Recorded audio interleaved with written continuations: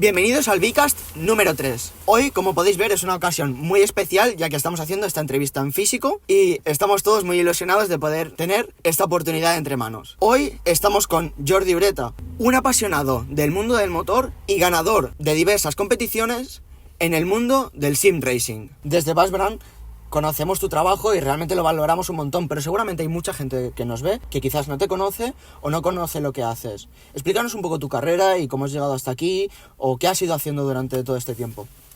Pues mira, empecé a principios de 2019, en enero, después de correr la Fórmula 3 británica, con una oportunidad que me surgió de una sustitución, y a partir de ahí empecé a correr en IndyCar, y de ahí hasta la actualidad, pasando por 3 campeonatos de IndyCar, varias veces luchando por las 500 millas de Indianápolis, después de pasar por la Fórmula E y actualmente a las puertas de competir en los eSports de Fórmula 1.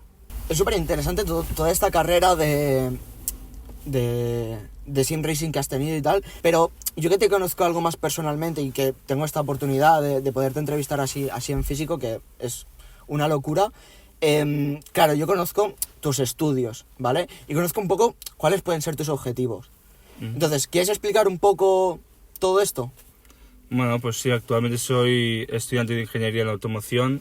Al final el sim racing es una parte complementaria de mi vida, no es lo principal ni mi objetivo principal, pero sí que es cierto que al final, como apasionado del mundo del motor, es algo que me gusta dedicarle tiempo y sobre todo poder competir de manera más o menos seria, pues es algo que me gusta hacer, ¿no? Y que al final le acabo dedicando bastante tiempo en mi día a día.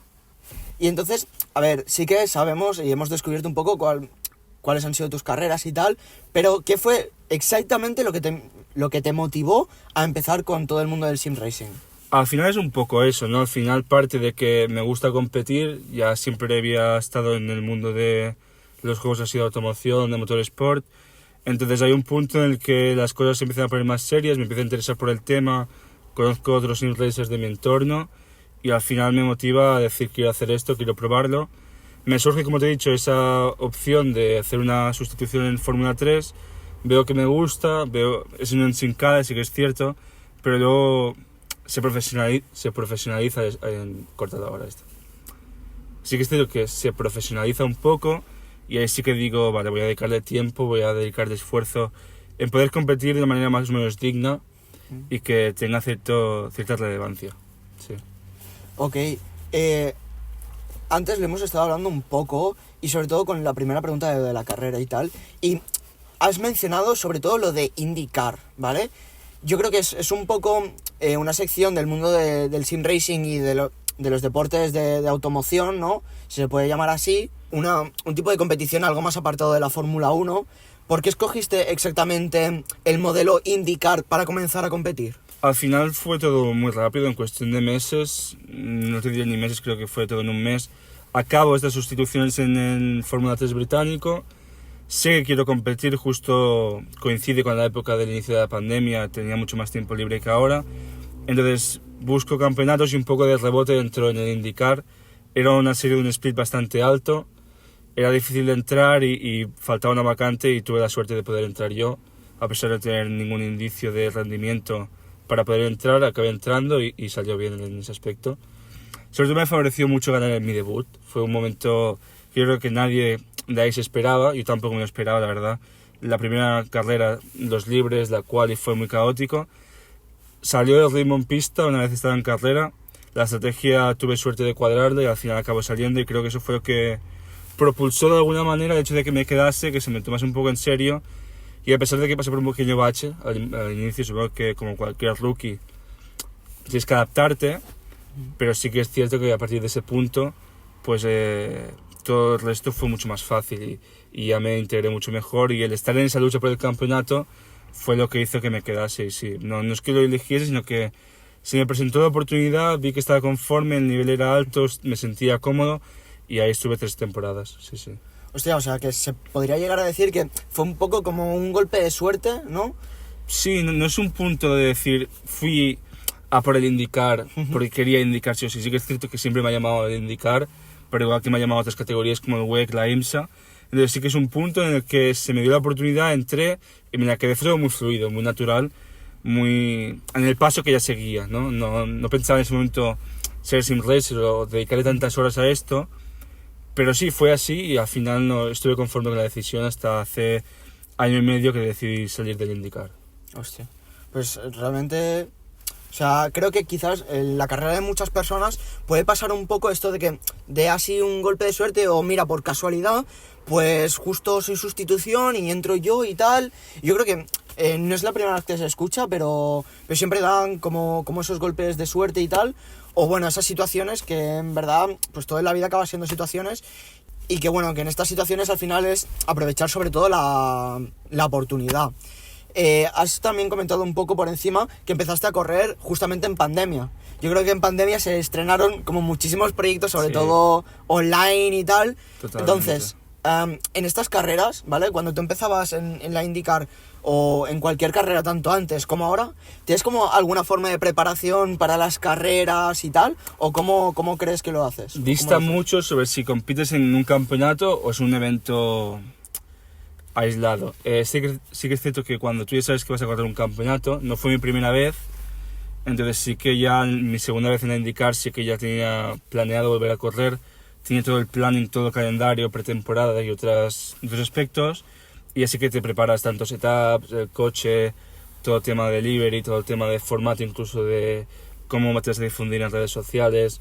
Hay todo un mundo que explorar en ese aspecto. Y sí que es cierto que sobre todo muchas horas en el setup. Sobre todo cuando tú ya vas enfocado a un campeonato, lo que quieres es que el coche funcione. Y más que funcione, que tú te lo sientas propio y estés cómodo en él.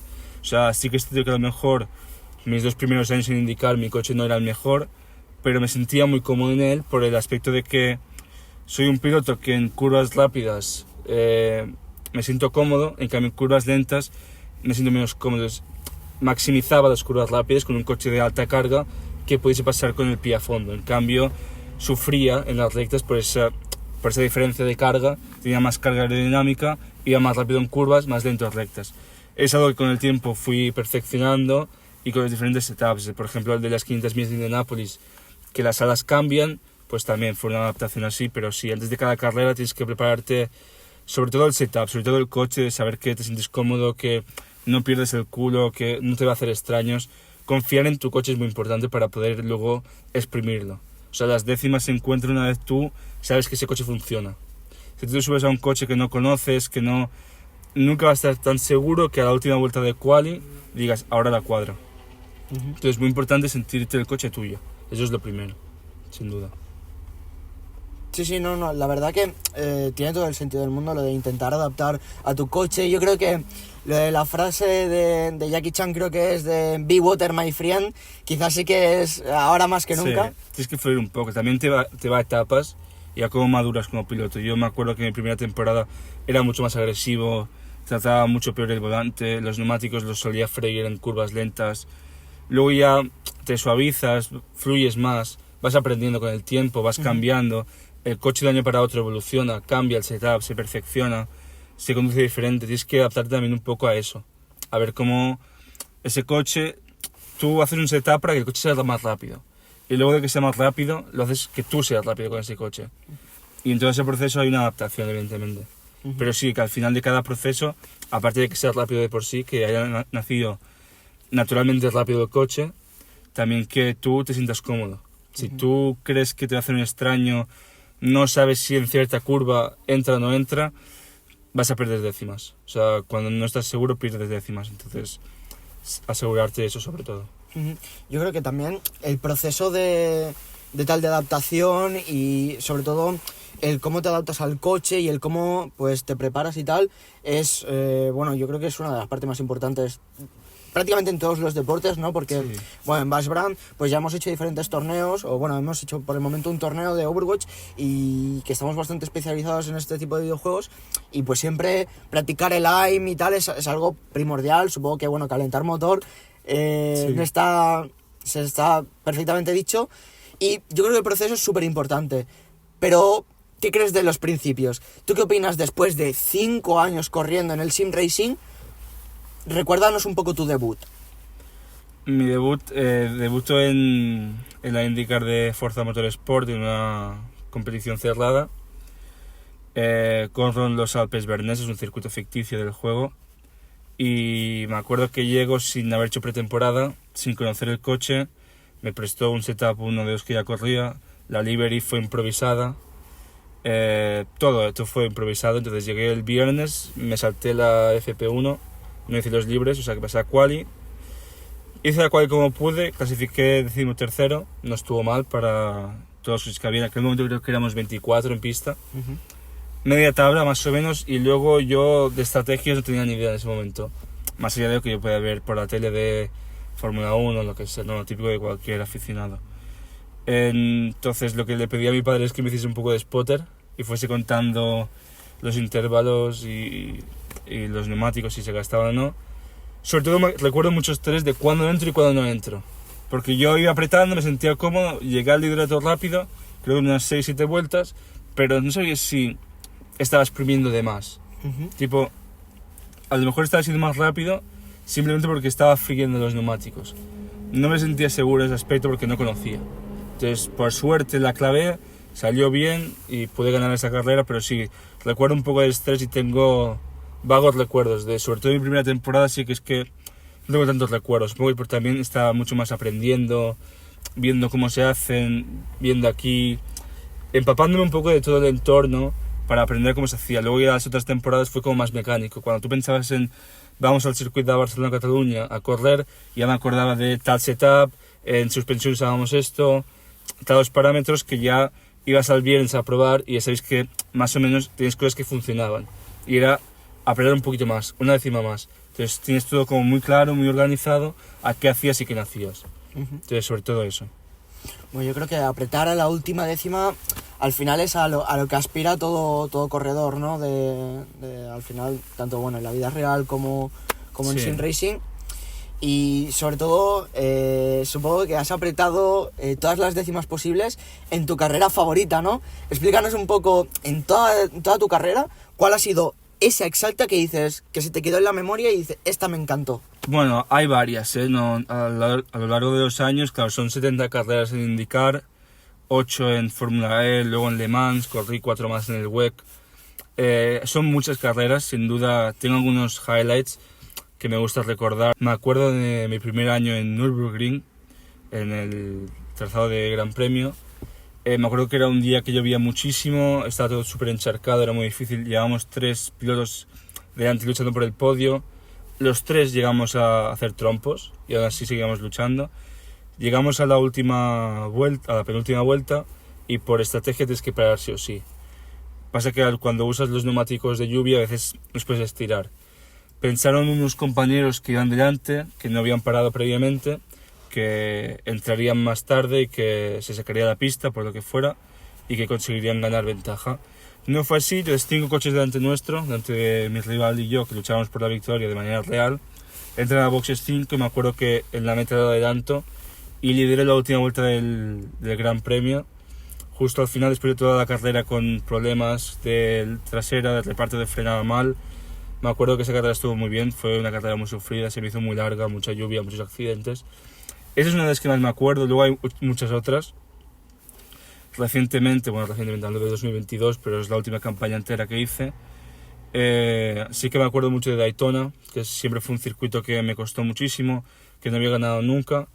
Y llegué a Daytona, que es un circuito que precisamente en la vida real no se corre, en IndyCar, por lo peligroso que es, por lo bacheado que está, por las veces que se pega con la panza en el suelo. Y sí que es cierto que en ese momento lo intenté, salió bien y gané por 1/10 de segundo. Luchaba con un coche que se cambió el reglamento a último momento, usábamos el spec de oval, que es con mucho menos drag. Se cambió al derrotero con la mínima de aerodinámica y sí que sufríamos mucho de atrás, tanto yo como mi compañero, era un horror. Íbamos rápidos, pero sufríamos mucho de atrás, era muy inestable. Y eso nos había ido unas cuantas veces y conseguí ponerlo primero al último momento, en la última décima, y pasar la línea de meta casi en un photo finish. Y así que te diga, también Spa, ha habido muchas carreras muy buenas, sinceramente. Es difícil elegir una porque he tenido la suerte de poder ganar muchas veces. No sé cuánto más va a seguir esa racha, pero sí es cierto que me he sentido siempre cómodo en IndyCar y he tenido esas oportunidades de poder luchar por victorias y sí que hay muy buenas carreras. Te podría decir que una buena carrera es la que haces un Grand Slam, sales, haces la pole, vuelta rápida, lideras todas las vueltas y ganas, es una carrera perfecta. Pero claro, a nivel de entretenimiento te va a ser mucho mejor cuando luches hasta la última décima. Entonces, ¿cuál es la mejor? Hay muchas que son muy buenas, sí, la verdad. La verdad que todas estas carreras seguro que han sido espectaculares, sobre todo estoy súper de acuerdo contigo en que las carreras donde hay una mínima batalla, donde hay batalla, es como las más interesantes antes que algo perfecto, que realmente algo perfecto pues es súper espectacular cuando quizás no se puede llegar a esperar o cuando se esperaba otra cosa, pero en el momento que hay una batalla al final acaba siendo como mucho más espectacular y al final hay diversión por parte de todas las partes, Sí, ¿no? totalmente. Al final, como sim racer, yo creo que cualquier piloto, en el mundo real también, lo que quiere es luchar. Lo que quiere es estar rueda a rueda, luchar por la victoria. Evidentemente, el objetivo final es ganar. Eso es el objetivo de todo el mundo. Los 20, 19, 30 que estamos en parrilla queremos ganar. Eso es así. Pero hay formas y formas de ganar. Obviamente, ganar la última vuelta tiene su qué, tiene su emoción. Pero también a nivel de dominio, si puedes salir primero y que todo te salga fácil, solo adelantes a doblados y tengas paradas gratis, es lo más cómodo y consigues ganar. Si no has ganado nunca, te es igual de reconfortante ganar en la última vuelta que en la primera. Pero sí que es cierto que cuando ya estás luchando por el campeonato, es muy tuyo, ya ves que a falta de 6-7 carreras tiene que pasar algo muy catastrófico para que se te escape ese campeonato. Lo que quieres es divertirte, luchar, ver que puedes estar mano a mano y que si un día tu coche no es 2 segundos más rápido que el resto, no eres dominante, que no pase nada, que puedas luchar y aceptar que también puedes perder. Al final hay muchas condiciones en las carreras y hay carreras que se pierden también, entonces no pasa nada. Creo que no me honra a mí por haber ganado, sino honra siempre a aquellos que a pesar de no ganar siguen luchando. Entonces, totalmente, yo creo que en sim racing eso es lo importante. Incluso muchos referentes del sim racing los vemos que no ganan siempre. Por ejemplo, Heikki es un gran piloto de iRacing. No estamos acostumbrados a ver de ganar siempre. Y en cambio es un gran piloto. ¿Por qué? Porque lo que busca es competir. Entonces, al final es competir de rueda a rueda y eso es lo interesante, sin duda. Pues siguiendo un poco con lo de la triple corona y tal, para ti, tanto en lo personal como sim racer, como para espectador, ¿no? Porque supongo que la Fórmula 1 pues la disfrutas bastante. Para ti, ¿cuál es tu circuito favorito? ¿En el que haya corrido o independiente? Total. Favorito por éxitos, te tendría que decir que el Indianapolis Motor Speedway. Creo que en el rutero he ganado 3 veces y 4 en el oval, entonces es el circuito en que más éxito he tenido. Aún así no considero que sea mi favorito en cuanto a disfrutar. Yo creo que hay los all time classics como Spa, Monza, Silverstone, que son clásicos por eso, ¿no? Yo creo que Spa es de los que la mayoría de gente más disfruta y simpatizo con la mayoría, que Spa es uno de los mejores. También Interlagos, no he competido ahí de manera oficial, pero sí que es un circuito que me gusta bastante, me parece interesante. Imola también lo es, entonces elegir uno por dinámico y por diferente y por extravagante al resto que haya probado, te diría que Sonoma. Sonoma es un circuito en Estados Unidos, creo que he corrido 2 veces en Sonoma. Es un circuito que subes, bajas, hay curvas de alta velocidad, entrelazadas, no sé, es un circuito muy, muy interesante y que me sentí muy cómodo la última vez que estuve ahí. Entonces, podría ir cambiando el decirte cuál es mi favorito. A lo mejor mañana corro en Bathurst, en Australia, y te digo, es mi favorito. Me lo he pasado de coña. Y a lo mejor lo voy a esperar y digo, no, es Spa. Entonces, ¿cuál es mi favorito? Hay muchos que me gustan. Al final, no acabas de pensar en el momento que corres si te gusta o no. Una vez te sientes cómodo, ya fluyes y no vas pensando que te gusta. Evidentemente, aquí no le gusta a Rush subir y ves el cielo y a 300. Pero sí, si te tengo que decir uno obligatoriamente, te diría Spa. También por la cantidad de test que he hecho allí, la cantidad de horas que le he dado en Spa. Sí que es cierto que es un circuito... Por eso es la catedral, ¿no?, de motorsport. Yo creo que el Spa es uno de los principales. Ahora que justamente también estábamos comentando un poco por encima el tema de Spa, me ha venido a la mente aquella vez que fuimos los dos comentadores de justamente, creo que era una liga o de Fórmula 1. Y bueno, capaz a ver si podemos encontrar algún clip o algo Y Pues ya... estaría muy bien, desde y ya hace tiempo, ¿eh? Sí, la ¿Cuándo verdad fue? que sí. En el 20, ¿no? Fua, ni idea. Pero también creo que era en tipo... Verano del 20, creo. Sí, que justamente estuvimos comentando una spa. Sí, fue en Spa. Y bueno, claro, y yo que soy una persona con realmente poca experiencia en el mundo del motorsport, me lo pasé espectacular. Pero ahora bien, centrándonos un poco más y yendo más bien hacia tu carrera, hemos estado hablando que, bueno, llevas mucho tiempo en el IndyCar, pero quieres dar este salto a Fórmula 1. Explícanos un poco por qué. Sí, bueno, al final yo a mediados de mi tercera temporada en el IndyCar decido que quiero salir de la categoría. No por una cuestión clara, sí que es cierto que hay algún malentendido entre la organización. No acabamos de entender en los últimos meses, no salen las cosas tan fluidas como hubieran salido siempre. Y sí que eso impulsa un poco a yo decidir salir, y lo comunico a mitad de temporada cuando aún luchaba por el campeonato, y al final mi objetivo era ya irme a Fórmula 1. Sí que es cierto que gano el campeonato a finales de julio, y 2 semanas después, principios de agosto, tengo la oportunidad de hacer un test con el Fórmula E de aquella generación, creo que es la segunda generación, con el coche de Mahindra, para unos conocidos que querían hacer una prueba de setup, y se me dijeron, ¿quieres probarlo? Y dije, sí, no tenía nada que hacer en aquel momento en verano. Decidí probarlo, me gustó el coche, me dijeron que había una vacante para un campeonato de Fórmula E, y yo pensé, el campeonato empezaba justo en septiembre, acababa en marzo, a finales de marzo acabo Fórmula E, encuentro algo de Fórmula 1 y ya sigo. Me precipité al irme a Fórmula E, yo creo que ese es el punto que ha hecho que haya estado parado tanto tiempo. Al final llevo sin correr desde junio del año pasado.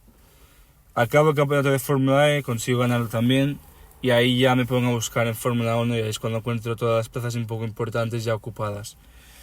En ese momento toca reflexionar, toca entender que lo de la Fórmula E fue precipitado y ver qué se podía hacer. Lo que me sale primero es algo que ya había comunicado cuando me fui de IndyCar, es me voy sabiendo que quiero volver en algún momento. No sé si competir el campeonato entero, pero si hago una carrera, y definitivamente si tenía que correr alguna carrera era las 500 millas de Indianápolis, y así fue cuando conseguí en octubre, el 25 de octubre creo que fue, no de octubre, perdón, de junio, 25 de junio, ganar por cuarta vez consecutiva las 500, una carrera muy emotiva. Se rompen récords en quad y se rompen récords en carrera. La disfruté mucho, pero a partir de ahí llega un parón en el decir, ¿qué hago? ¿Cómo me muevo? Y empieza toda una campaña personal de conocer gente, de hacer setups, hacer favores, sobre todo un poco empezar a obtener contactos para moverte, y que este año se dé, como parece que se está dando, ya la posibilidad de correr en Fórmula 1. La intención es que se empiece a partir de junio más o menos, y si al final es que se dé eso. Entonces están siendo meses de probar coches, de simular ya carreras, ya ir pensando en qué grandes premios correré, en empezar a hacer un setup que me sienta cómodo, y sobre todo eso. Yo creo que desde junio del año pasado lo que ha sido es irte moviéndote, ir viendo a dónde puedes ir y qué puedes hacer para que hoy y en estos momentos se vaya a dar la posibilidad de ya ir a Fórmula 1, que es lo que era mi objetivo cuando salgo del IndyCar. Entonces sí que es cierto que volver al IndyCar es algo que creo que va a pasar, un campeonato más de IndyCar creo que es algo que va a pasar, porque me sentí cómodo estando allí. Sí que es cierto que es lo que te he dicho, que al final ya la relación entre la organización y yo no fue buena al final, también por tema de patrocinios y temas contractuales que a veces lo complican todo un poco, y acabé por decidir salir, acabé saliendo, y bueno, desde entonces yo creo que el mayor error es el irme a Fórmula E, pero no descarto la posibilidad de volver. Incluso antes de confirmar que ahora ya correría en Fórmula 1, la opción, si no salía nada, era volver a IndyCar, porque sabía que no quería dejar de correr ahora mismo. Siento que estoy en un buen momento tanto de ritmo, me siento cómodo en pista, siento que puedo seguir empujando, que hay más en mí para apretar. Entonces no veo ningún motivo para irme a correr en cosas que no estén en la élite, de alguna manera llamarlo, y también para algo que sea más lento, no un GT, creo que aún tengo años por dar de correr en las máximas categorías, y es lo que ahora mismo quiero intentar. Pues claro, al final viendo un poco los objetivos también a futuro y tal que hemos estado comentando, pasamos un poco más bien a algo de pura teoría, ¿no? Al final, claro, seguramente tú sabes más bien bueno, se suele decir que diablo sabe más por sabio y por viejo que por diablo, ¿no? Entonces, al final tú, tras estos 5 años, o bueno, que serán 6 dentro de poco, ¿no? Para ti, ¿qué hace falta o qué le hace falta a una persona para ser un buen sim racer? Sobre todo ambición por ganar. Yo creo que tiene que ser algo importante. El creer en ti mismo, en mentalmente estar preparado para competir. Si lo que quieres hacer no es solo un hobby, en el sentido de corro el fin de semana para divertirme y me da igual si estoy 23º.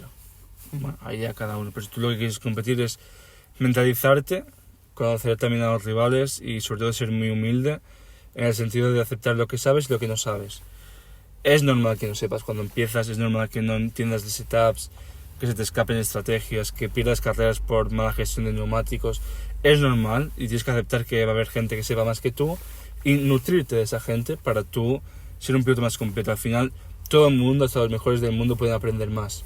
Entonces siempre es fijarte en el resto, qué puedo mejorar, qué estoy haciendo bien, también ser consciente de lo que haces bien y maximizarlo. Entonces, sobre todo eso, saber qué sabes y qué no sabes. Lo que sabes, perfecto, y lo que no sabes no hay problema. Tienes que ir a buscar dónde saberlo. Y de saberlo está, claro, los que tienen experiencia te lo darán. Entonces, ir probando también es mucho prueba y error, ¿eh? Salir en un setup, cagarla en una carrera y decir, hostia, lo he hecho mal, he puesto carga donde no era, perdí a la trasera, he estado incómodo, vale, la siguiente vez que vuelvo aquí, lo cambio. Entonces es eso, ir probando. Ser buen sim racer, ser limpio, ser respetuoso, no ser un kamikaze en pista, no incordiar, no... Entender un poco cómo funciona el sim racing en la vida, o sea, el sim racing, las carreras en la vida real, para simular eso. Al final yo creo que todo el mundo que corre en sim racing de una manera más o menos seria, no deja de ser un piloto frustrado de alguna manera. No digo que yo lo sea o que la mayoría de gente lo sea, pero todo el mundo que compete en sim racing también le gustaría competir en la vida real. Al menos eso es lo que yo opino. Entonces, piensa que eres en la vida real y replícalo en el sim racing. No cambies porque sea virtual y porque te vas a hacer daño y ya puedas fastidiar la carrera a un rival o lo que sea. Entonces, respeto, humildad y ambición, sobre todo, lo que tienes que tener claro. Sobre todo respeto y humildad. Hay algo que, bueno, yo aplico bastante también en mi vida personal, que es un poco lo de la ambición y motivación. Y yo creo que es algo que justamente compartimos nosotros dos y que yo creo que nos ha hecho a tener un vínculo realmente fuerte. ¿Tú cómo valoras, cómo manejas, cómo intentas crecer esta motivación y ambición? Al final la ambición está ahí, si no, no competiría. O sea, creo. ¿Crees que naces con ambición? ¿Crees que una persona nace con ambición? No ¿O lo crees sé, que creo que es un conjunto de lo que hayas vivido, de cómo se te ha criado en casa, de cómo afrontes la vida en general, ¿no? De cómo crees que puedes hacer y que no puedes hacer. Uh-huh. No limitarte mentalmente, creer que puedes ir a por todo. Sobre todo eso, ¿no? Que confiar en ti, confiar en que lo puedes hacer y al final tener ese punto de ambición, yo creo que o lo tienes o no lo tienes muchas veces, ¿no? Entonces es eso. Ir a por ello, no. Motivación al final, puedes estar motivado al inicio del campeonato, con ganas. Motivación va a haber días que salgas a la pista y no tengas motivación. Yo los viernes, muchos viernes de libres, no tengo motivación ninguna. Uh-huh. Llego cansado, no me apetece, tengo que hacer 20 y tantas vueltas de probar cómo se degradan los neumáticos, pero es importante saberlo, porque más que motivado no es, toca trabajar. Toca trabajar porque el domingo quieres tener tanta información como puedas para ganar el objetivo. Entonces, motivado a dar 20 vueltas a un ritmo de 31 en una pista tal que le puedo bajar 5 segundos, pero por cuidar neumáticos, ¿cómo evoluciona la pista? Bueno, apetecerme no me apetece, pero es lo que toca trabajar para que salga. Motivado puede estar un día más, un día menos. Puede estar más lúcido o menos lúcido. Al final, si tú trabajas, te saldrá. Uh-huh. Sobre todo eso, ser disciplinado, ser constante y tener muy claro cada programa. No llegar el viernes y decir, he llegado a una pista nueva, tengo el coche de la última, ¿qué toco, qué no toco? No, tener muy claro, esta pista es de curva rápida, de curva lenta, quiero que gire tanto, quiero que tener tanta carga, quiero que la suspensión esté más dura, quiero que todos los parámetros que sea posible. Si tienes equipo, consultarlo, que eso se prepare antes. Si no tienes, prepararlo de manera manual. Entonces, el estar motivado influye poco. Yo creo que motivado por estar en una carrera porque te apetezca ir a ese circuito y correr esa carrera, estar enchufadísimo, y otro día que por cuestiones personales no lo estés. No es una cuestión de motivación, creo que es una cuestión de disciplina, de trabajo, sobre todo eso, ¿no? Al final, si tú trabajas, te va a acabar saliendo. Entonces, yo reconozco que muchos compañeros siempre me han dicho las últimas temporadas, cuando mi coche era superior, era mucho de ¿por qué siempre estás adelante? ¿Por qué siempre haces la vuelta? Después cuestión de coche. Pues sí, al final muchas veces es cuestión de coche, pero no porque he tenido suerte, se me ha aparecido la Virgen Santa y me ha dado el setup que funciona. Claro. Al final es producto de muchos meses de trabajo, de cada día cambiar parámetros, de dar muchas vueltas con un parámetro que no sirve para nada, pero sirve para conocer que sí, que no, que sí, que no. Y yo saber que cada fin de semana llego a una pista nueva es lo que necesito, lo pruebo. Me siento cómodo o no, voy probando, cambiando poco a poco. Pero son 4 reglajes que en 1 o 2 horas está cambiado y te sientes cómodo todo el fin de semana. Entonces eso es muy importante, que esté todo preparado, esté todo ya en su sitio, sin ninguna duda. Hemos visto que un poco la ambición viene un poco de la persona, la motivación depende un poco tanto del día como de la situación en casa y tal. Sí, totalmente. Pero ¿crees que ser un buen sim racer y tener éxito en el sim racer es lo mismo? ¿O qué crees que cambia o qué crees que hace falta? Tener éxito, no tener éxito, yo creo que es cuestión de probabilidad muchas veces. La vida es como todo, se te da o no se te da, y tú puedes ir 1000 veces y a veces no se te da. Yo por eso te digo muchas veces que considero tener suerte en ese aspecto de que he tenido muchas victorias en IndyCar que han permitido alzar los títulos. Entonces, ¿qué es suerte y qué no es suerte? Es que el azar es un factor que existe. Entonces, yo creo que hay mucha gente que también ha corrido conmigo y ha trabajado mucho y no se le ha dado. Simplemente porque a mí se me daba. Y habrá un momento que yo trabajaré muchísimo y otro a lo mejor no tanto o igual también, y a él se dará y a mí no. Son las carreras. Yo recuerdo perfectamente la carrera en Montmeló, la última. En Barcelona perdí la cabeza con los neumáticos en las últimas vueltas.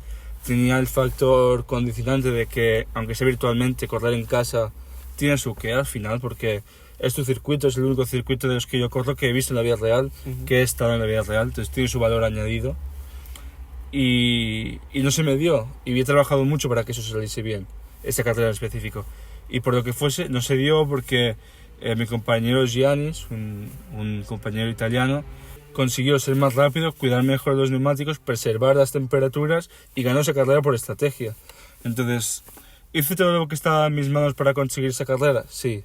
¿Se me dio? No. Entonces, claro, es muy ambiguo en ese aspecto. Entonces, va por raches. ¿Por qué Max Verstappen ahora mismo se le está dando todo? Una rotura de motor es lo más típico de la Fórmula 1. No se ha roto en toda la temporada pasada.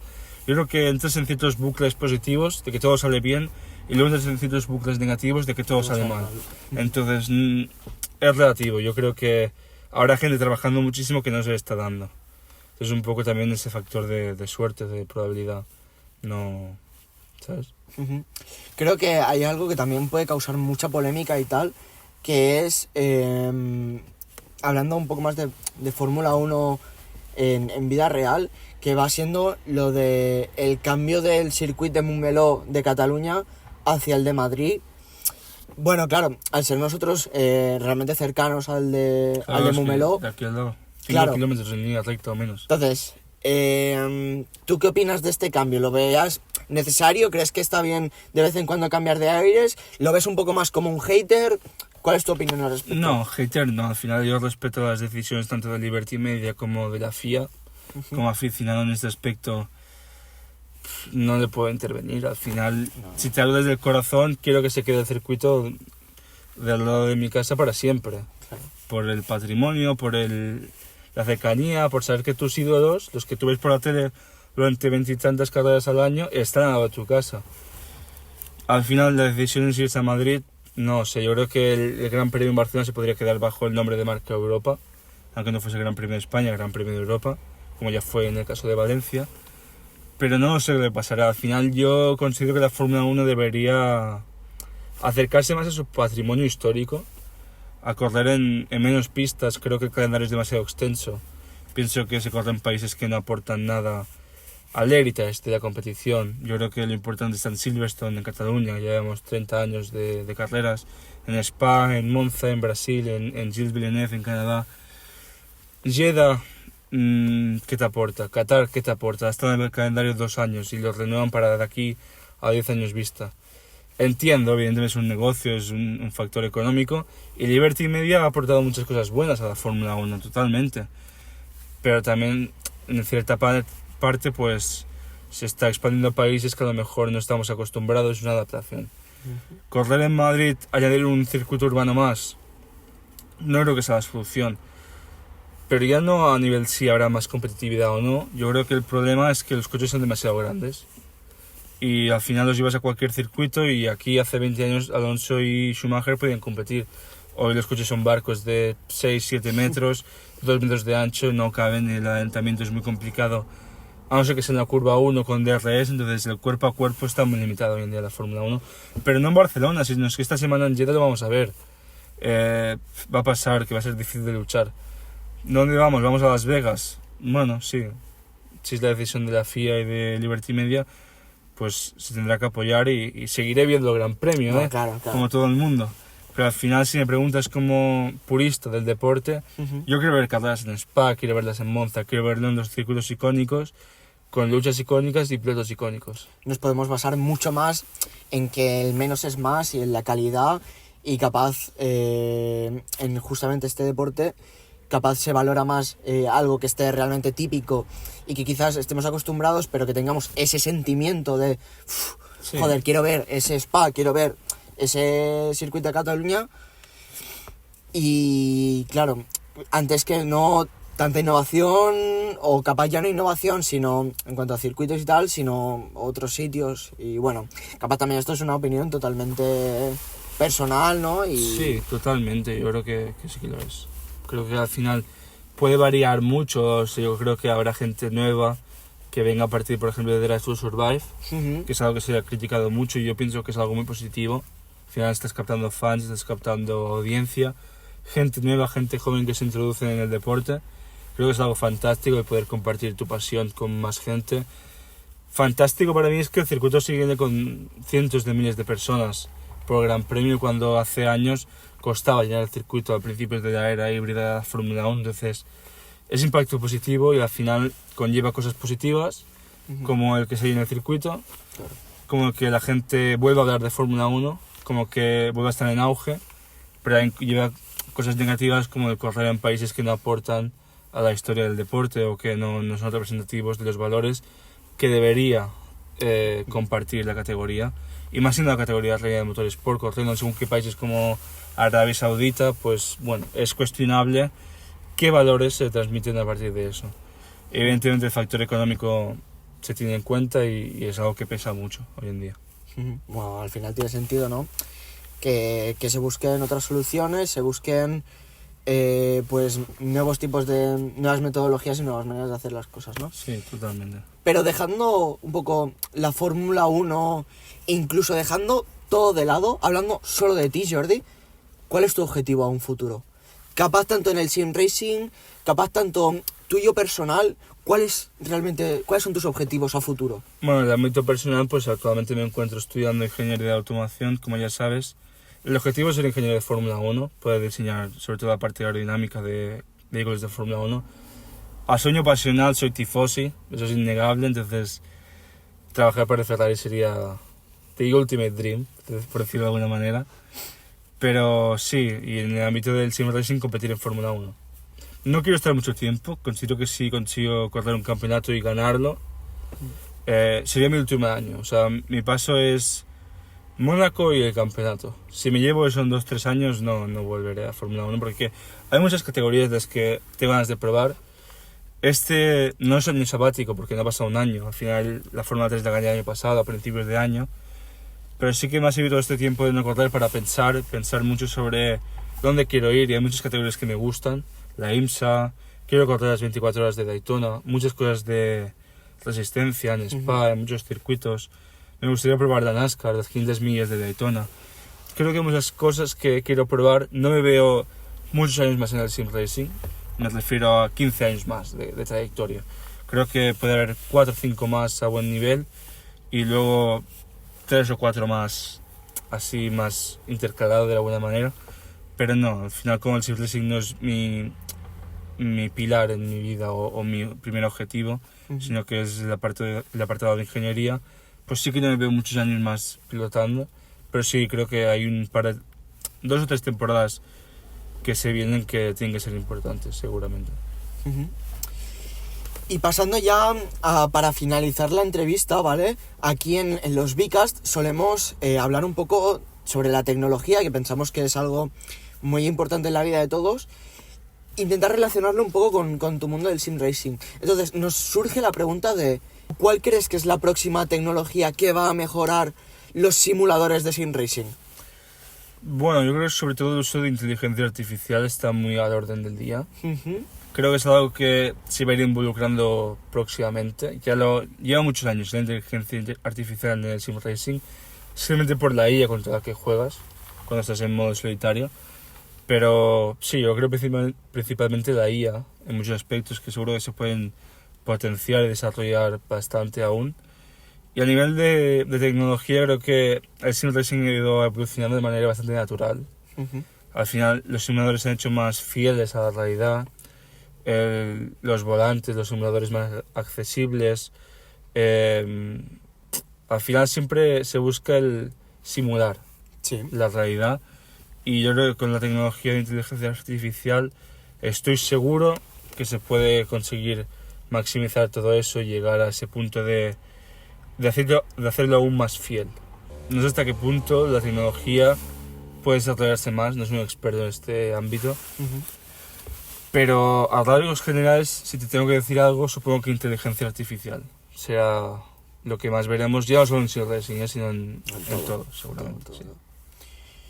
Pues bueno, yo creo que estamos cerrando una entrevista que nos ha aportado mucho, tanto en un mundo que capaz el sim racing, como hemos hablado ya diferentes veces, es una comunidad que está muy cerrada, pero que dentro de esta propia comunidad es un mundo súper amplio, ¿no?